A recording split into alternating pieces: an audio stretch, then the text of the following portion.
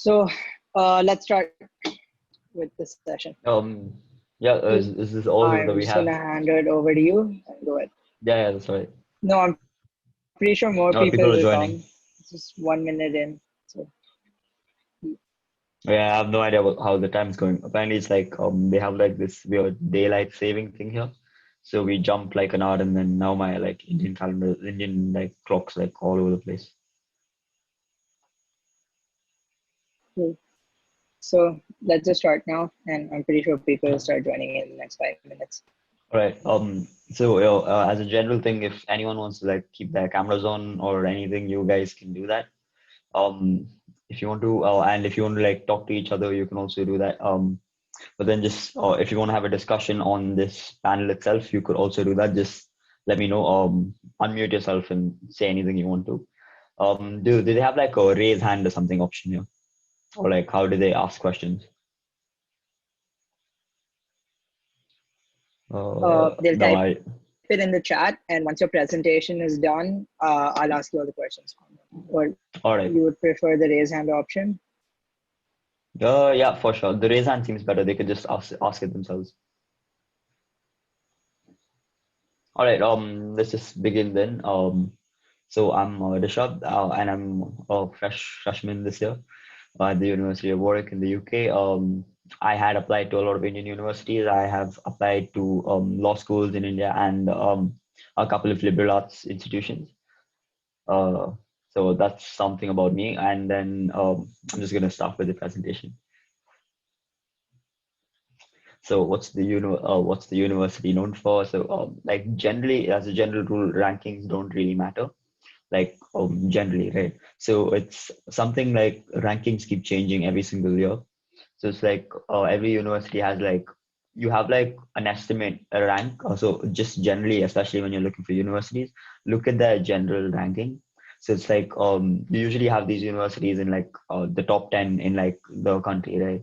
So just know that this is in the top 10. Don't look at like specific rankings like number one, number two, number three, because that keeps changing every single year.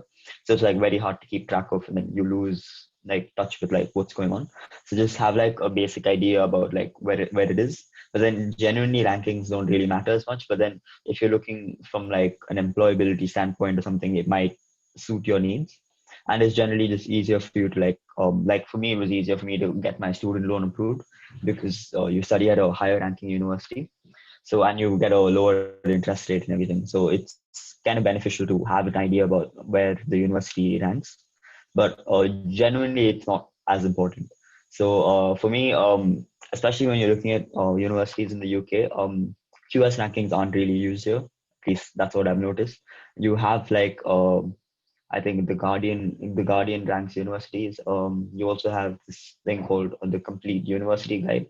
So you could just go onto those pages and like check out the rankings there. So you probably find like subject wise rankings, which are way more convenient. So you look at your university ranking as a general thing, so that you know that this is like a good university to study at. You're gonna meet people who come from like a certain amount of like caliber, like certain amount of intellect that suits your needs, or like you get to know the background of the students attending the university. That's all that you need general university rankings for. And then subject wise, just go to like complete university guide. So over there, you'd probably be able to find yourself. So you select the year, just choose any year, doesn't really matter. If you want recent, you could go recent, or you could basically see how consistent the university is, like over the years, especially the rankings. Because a lot of universities suddenly like pop up in like the top 10 place and that they're down to like 20 in like a couple of years. So it's like it's not consistent.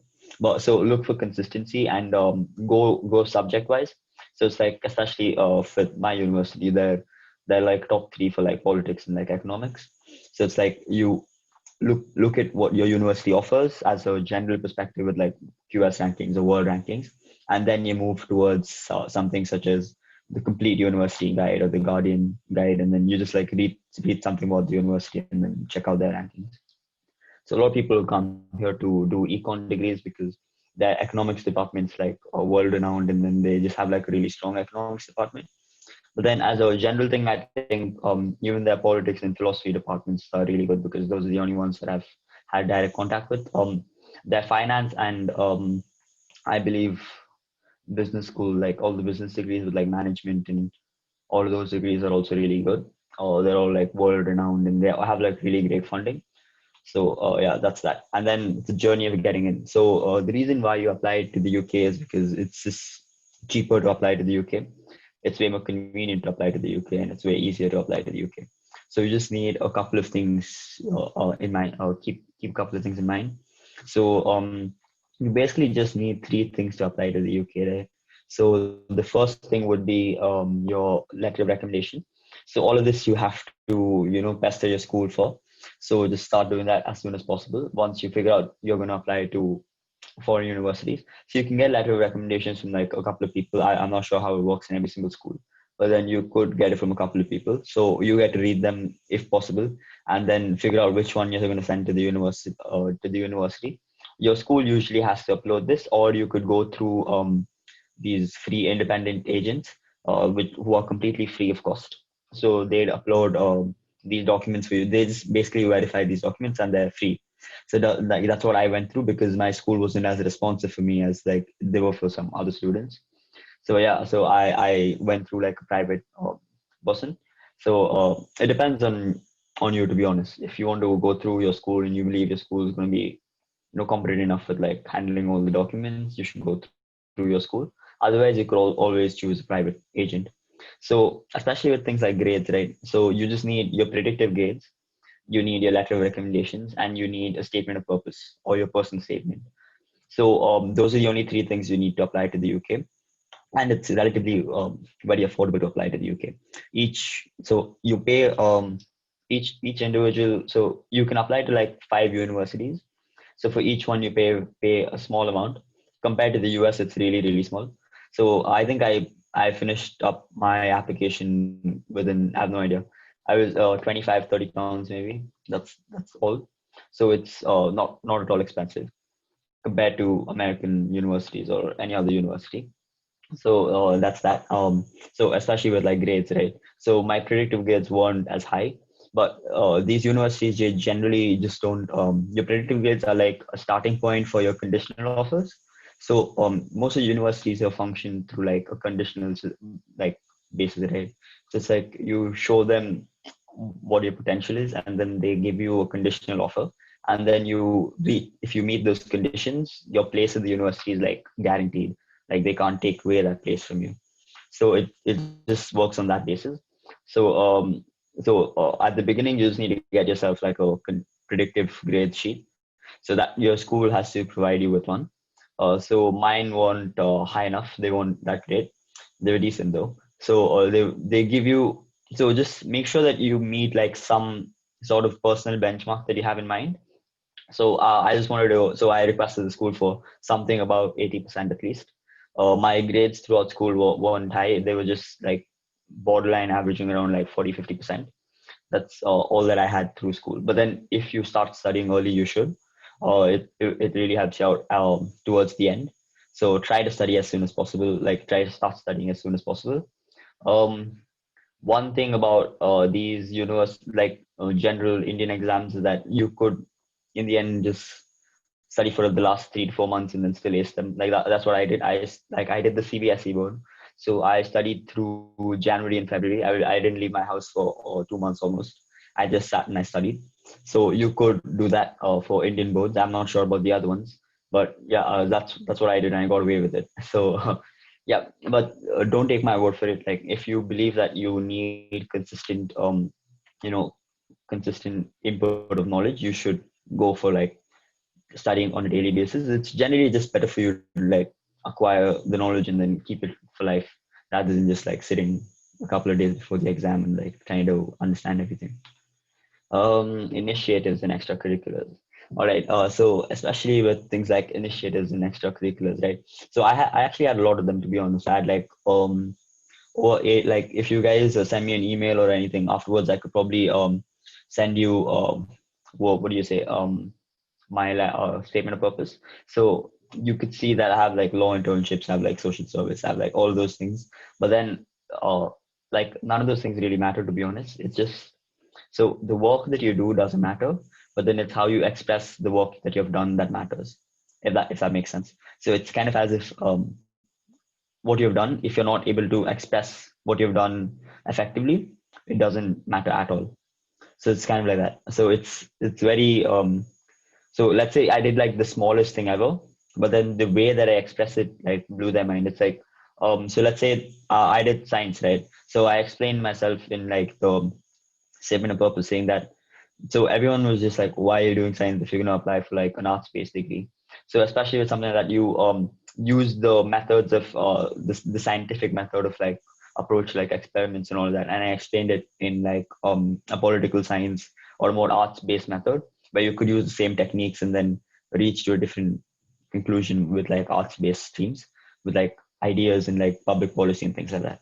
So it's like you anything that you've done, like no matter how small or big it is, if you don't express it properly, it has no value at all. When I say no value, it genuinely has no value. So it's basically just about how you express yourself. So if you have just played volleyball or like any sport in your school, you just mention it, then be like you played for like these many years. You like if you captain the team, you had these many people under you. So you have like you just try to put yourself. It's like you're just trying to sell yourself to the university, right? There's like yeah, it's kind of like that, but then you also have to make sure that you know you're the right fit for the university. So just be as true to yourself as possible. Don't try to be someone that you're not, because then you wouldn't probably fit into the university's like general vibe with like the curriculars and like the extracurriculars. So just try to stick to that. I think yeah, what I think, sorry, I'm so sorry, I'm still in like COVID isolation. So yeah, what I think stood out. In my application especially was I think what stood out in my application was the fact that I mentioned my law internship, right? But what I mentioned about my law internship was, so I was applying for a course that had philosophy with it. So I kind of had like this philosophical argument within the statement of purpose itself. My statement of purpose was kind of like a story. So at the beginning, you mention like your personal story towards gravitating towards the subject or like gravitation towards like a certain set of universities or a certain type of universities. And then within the story, you have like these like layers within the story, right? Like you have like, it's kind of like a build up to like why they should have you. It's like, yeah. So it through I think in the right in the center I had this part where I talked about my law internship and how so generally people just talk about their like what do you say the work that they were given to do. Like I had to write petitions, I had to do all of those stuff, but then I didn't mention even a single thing in my statement of purpose, right? And I didn't even have a book's name on my statement of purpose. A lot of people have like 6 7 different books that they have, and then they quote books, and then they have all kinds of like weird stuff on their statement of purpose. But then I never had any of those things.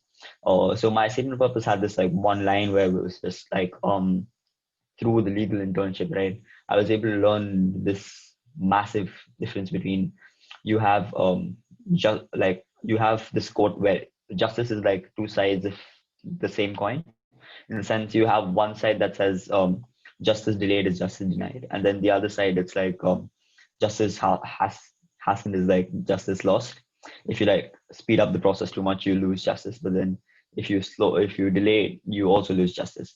So it's like a very weird philosophical argument that I had to propose. I don't really remember much because it was over a year ago that I wrote it. So just kind of be true to yourself, find what makes you unique, and then just express it. So one way to like go about this would be let's say unless you're applying to like or I didn't apply to Oxford or Cambridge. So I applied in December, I think, which is very late to be honest. But then you if you're not planning on applying to these universities, you could apply at any point in time or just before January 15th. I think that's the general deadline. But one thing that you have to keep in mind is that what I did especially was just read through like um, different statement of purposes that like got accepted into these universities. But then before you do that, write your own statement of purpose. So it can don't stick to the word limit. Just write anything you want. Sell yourself as much as possible. So that should be your goal at the big. So I think I can. So you guys should make notes. I don't want to have these in like bullet points because then you guys would just be busy noting down stuff. So this way it's just more convenient. If you find it important, you can take a note. You can make a note of it. So you split down into like three different steps, right? So the first step would be to make yourself a statement of purpose without reading anyone else's statement of purpose. right? So you make yourself a statement of purpose, which is over the recommended limit. So it's like over like 4,000 characters. So you have one statement. That's like your draft one. That's like your basic draft. That's a draft zero, right? And then you go ahead and then you read like statement of purposes online.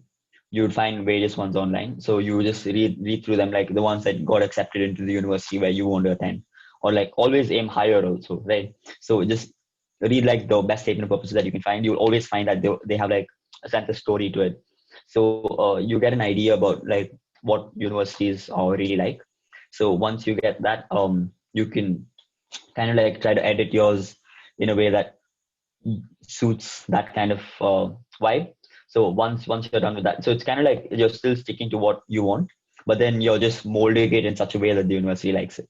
So that should be your second step, and then your third step would be editing it down to like suit the word the character needs, because like that was one thing that I found really hard. You have to edit it down to like 4,000 characters with spaces. So even the spaces that you add in the middle of your text is counted as a character. So that way was a mild, like a small inconvenience, but then it's fine. You guys should be fine with that. The job, the job scene in the UK. All right. So with work experience and like jobs, I think especially when you're studying at university, the UK is really chill with this. It's kind of like you get to work 20 hours a week or during your course. So 20 hours a week sounds like less when you're back at home, but then once you're at university, it's a lot of time. So it's 20 hours a week. You that's how much you get to work. So that's your work visa should permit you to work 20 hours a week. But then after your course, in the vacations, you get to work as many hours as you want. So it's unrestricted that way. But then you also have vacations for like probably like 4 months a year, 3 to 4 months a year, right? So that's your winter break and your Easter break and all of those breaks. So you have like a good 10 months at least, 10 weeks at least, where you have like a holiday season. So that time you can work for as long as you want and make as much money as you want. And after your studies, you get to seek employment for 2 years. In the sense, you have 2 years until you can find suitable employment or find a person who can sponsor your work visa or like your residency visa. So you get 2 years to do that. A lot of countries don't offer that much time. I think Canada that way is like pretty good, because like the duration of your course is the duration that they give you the visa for. But then apart from that, I think the UK is like the best bet for like seeking jobs after you're done with your course. Oh, okay. Yeah, broaden your sources. So what I mean by broaden your sources is like this is like a very general thing that all of you have to keep in mind, especially when you're applying to university. It's it seems like a 1 second. So in fact, what I mean by broaden your sources is that education or like learning doesn't have to come from one source itself, especially when you're preparing for university. Or I've seen a lot of people do this. They study from the books, or like they study from like the resources that schools provide. So it's like a very restrictive learning, right? You're just not learning the subject that you've taken in school. You have to learn everything else too, because like these 2 years are like what you're going to do over the next like 11th and 12th grade is going to help you craft a better personal statement, or like if you have an interview, you come off as way stronger in your interviews. So what I mean by broaden your sources is that everything can be a source of information, a source of like or education for you. So that means it can be things from like you can listen to like podcasts or like things like that that are like straight off the back educational. But then you could also receive educational like information from like shows or like movies or like anything. So it's like anything you want could be educational or informative if you want it to be. So like this quote that I've like inserted in here, like I saw this quote probably like half an hour before this thing on my phone on Instagram. So then I was just like, yeah, that's a nice code to put in here. And then I just like I had that code in there, and then it wasn't even something I was like working towards getting educational information. I wasn't even looking for a code, but then you always find things. But then it's all about just like interpreting it and like absorbing everything, every single thing you see. So it's like if you only read books that everyone else is reading, you can only think what everyone else is thinking, right? So it's kind of like a nice thing, and then it's kind of something that really makes sense. So try to embody that as much as possible, or try to figure out different sources of information. You can even watch like, so don't stick to your field itself. Like if you're interested in science, for example, learn things about arts and humanities. If you're interested in like arts and humanities, learn things about science too. So it's always better to like diversify yourself, especially at this stage. You can get more into like your field later on. Oh yeah. So this was the firm that free agent that I went to. You guys can note the her email address down. So the agency just like they help you with like they're basically like a point of contact between you and the university. So it's like you have one person to like just call and ask them if the university has like replied or like things like that. It's just way more convenient. And they also upload all your documents and things like that, so you don't have to go through your school for those things. So they're called the Chopras. So now they're called TC Global. So Aishwarya was the lady that she was like my agent. So they're completely free of cost, so it's very convenient, and you could just talk to them for like information. But then one thing that you do have to note is that just don't listen to their recommendations, especially for universities. Um, Make like a framework in your mind where you want to go first before you attend any like before you sign up with any of the agencies. Like you have tons of them. You have like SI UK. I have no idea. You have a lot of agencies that offer help. But then before you attend any of these events or like talk to any of them, make sure that you have like a general frame or like mindset where you know where you want to go and like what your preferences are. Because these guys like because they're agents of universities, they might try to change your goals or the university where you end up in. So that way, just have like a general idea beforehand. So for me, I had a general idea, but then they didn't influence my decision at all. I found them really helpful. You guys could use them. You could note down the email if that would help. All right. Just the Q&A then. You guys can reach out to me on like my LinkedIn isn't really fancy yet, but then you guys could reach out to me on LinkedIn, Instagram, WhatsApp, maybe like anything if you have any other further queries right before you're applying. Um, but for now, we'll stick to the Q&A session. Do you guys have any questions? Okay, so our first question is, one second. Our first question is from Aditi. What is the usual cutting off for Warwick in science courses? What is the Science usual courses. cutoff? Yeah. I have a couple of friends doing. So in my flat itself, I have a couple of people doing biology, engineering, and I have two people doing astrophysics and maths. So the cutoff for those subjects isn't that high. I would say it's for which board are you looking from? It depends on like I'm not sure or like if it's from the Indian standards, you probably have like 90%, and you don't even have to take the IELTS or any other exam, especially for work. They don't ask for it unless like if unless your English gets really bad, so you don't have to take the IELTS or like the TOEFL or like any other exam.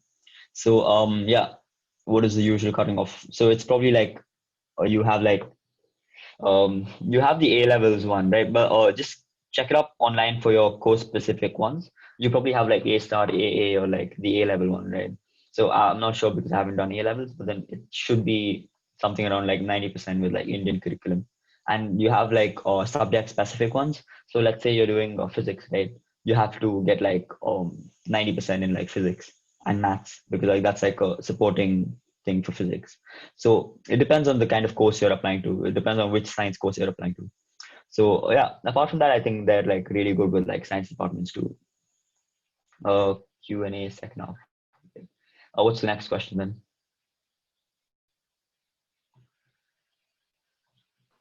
Do you think APs are important? Advanced placements. I think they're more of an American thing, to be honest. Right? I don't think they're like like I haven't met anyone here who have like who's done the APs. I think it's more of an American thing, to be honest. I'm not too sure. You should probably like check it up online, but then I don't think it's really that important. But then if you do want to like show off your, special skills in like a subject, you should go for it. It's I haven't done it, but then I wanted to do it on like history just because like I never studied history formally, but then I've just known history just like from like a general perspective. So yeah, if you want to, you should. What else? Uh, and Can you tell us what other universities you got into and why you specifically picked Warwick? All right. So I got into all the Indian universities that I applied for, I got into other than Ashoka. So the reason for rejection is something different. But then yeah, other than Ashoka, I think I got 100% scholarship into Flame University. I really liked Flame, to be honest. I would have been there if it wasn't for Warwick or the law exams. Then I think so all of these universities wanted me to wait for my grades because my grades weren't great when I applied. So everyone just like other than Flame, to be honest, everyone just waitlisted me until like the board exams. So so I got into Kriya, I got into Flame, I got into Shivnada University, which is like pretty great for economics, to be honest. So, yeah, a lot of universities. I think like if I probably like look at my phone, I could probably give you more names. I got into the Jindal Economics one. I got into Symbiosis School of Economics and MIMS. Yeah, so basically Christ University, obviously, all of these universities. So it's kind of like you keep your options open, but then you start filtering them down as soon as possible. Like once you get into you know if you don't want to go there or if you want to go there. So you keep changing your backups. So for me, like if I got into Christ very early, like as soon as the entrance exams got over, but then I knew that I'd rather have Flame as my backup than Christ. So I paid the Christ money and all of that, but then I took it back as soon as I, got my grades and everything. So it's kind of like you keep shifting your backup options really quickly. All right. So what else? Yeah. The universities in the UK. I got into Durham. I got into Leeds and Exeter. So at the beginning, I wasn't overshooting my expectations. I kept it really low. But then in the end, I was just like, screw it, I'll apply to Warwick too. So and then I applied and I ended up getting in. So yeah, it's just try overshooting your expectations. Apply for universities where you don't think you'll get into, and then if you get in there, it's good for you. So yeah, that's all Um, that I applied to, and law schools in India. so our next question is, if you have an IB degree, are you required to take the IELTS, especially in UK? No. So especially it's like a very big thing where people get really confused. So especially even before you receive your conditional offers, right? You don't have to take your IELTS exams. You take them after you receive your conditional offers. That's fine too, because I feel like that's helpful, especially because right now with all the academic stress and everything, I don't think it's worth going and sitting for another exam. You can take it after your conditional offer if the university says that you need to take the IELTS. But then usually if you have higher grades in like English, they don't really care. Um, did you write the SAT or the ACT or Um, any so kind of uh, standardized testing? so I did the SATs back in like I have no idea. I think 10th grade or something. I just went and wrote it. My scores weren't that great. I wasn't even planning on applying to the US. I just wanted to see how much I could get. I also wrote the PSAT. Like they have like one of the other ones too, right? So I just wrote. I've never used the scores anywhere. I think I got like 1340, 1380 or something, and then I just left it after that because so what I generally like my friends recommended for the SATs were after your first attempt, if you get like, so the first attempt you don't prepare, like I just went without any preparation. So you figure out how much you get. If you get like above like 1400 or 1450, then you start preparing for like your SATs. So that's the idea that I went in with. I didn't get that score, so I didn't prepare for the SATs after that. I didn't write them. But yes, if you are planning on going to the US, I think you should. But then for the UK, you don't need any of these. Yeah, and can you share your Instagram handle or your email ID specifically so people can Yeah, reach out to you? for sure. One second.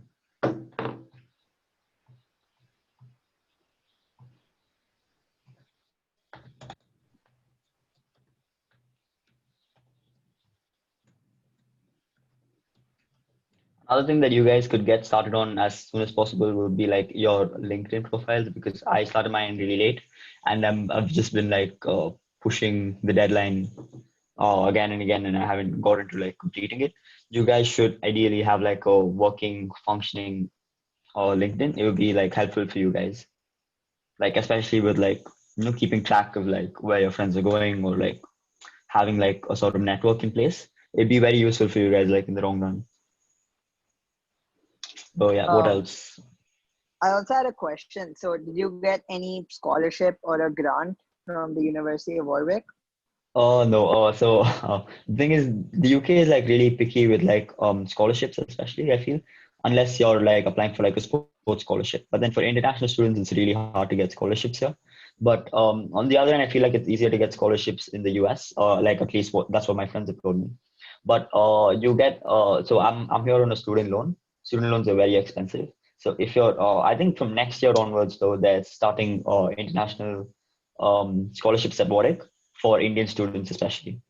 So you guys can look into it if you want to. It hasn't been in place up until this, like up until the coming year. So if you guys are applying for it next year, you guys should look into the scholarship because you might be able to avail it. So it's not as much. It's not very big, but then it kind of helps with your expenses and things like that. So yeah, generally it's just, but then it's very cheap compared to the US. So my brother's studying in the US. He pays around $3,000 every term for health insurance, but in the UK it's just £300 per year, right? So it's a fraction of the cost, and the NHS like covers everything. So it's like you have a lot of other expenses that you cut down on when you study in the UK. So yeah, and then the country itself is like a really small country, so you can travel around the place for like a minimal amount. What else?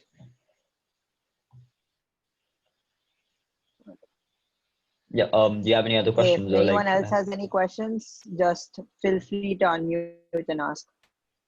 If you guys have any other questions. Yeah, you can even like turn on your cameras or like anything. It's fine. It's up to you. Um, if you have any other general questions, you can ask me those two, or questions regarding like my Indian university applications or anything else. Like I'd be happy to answer them.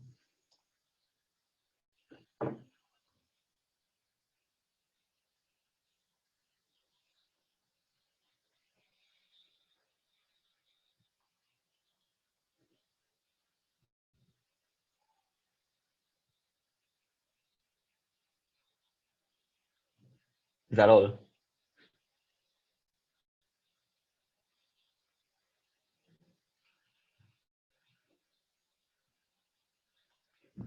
Yeah, I think we can conclude. All right. Um, I have no closing messages. I hope you guys enjoyed the presentation. Feel free to reach out to me at any point in time. I'd be happy to help. But then if you seriously are applying, you should reach out to one of the private agency that I talked about. They're completely free, so it's no harm in like reaching out to them. And then they probably get like a small commission from the university or something. It's not none of it's like our business, or like it doesn't matter. So, and then they also help you with like visa applications and like all of that. So yeah, no, you should apply to reach out to them. They'd be of some help.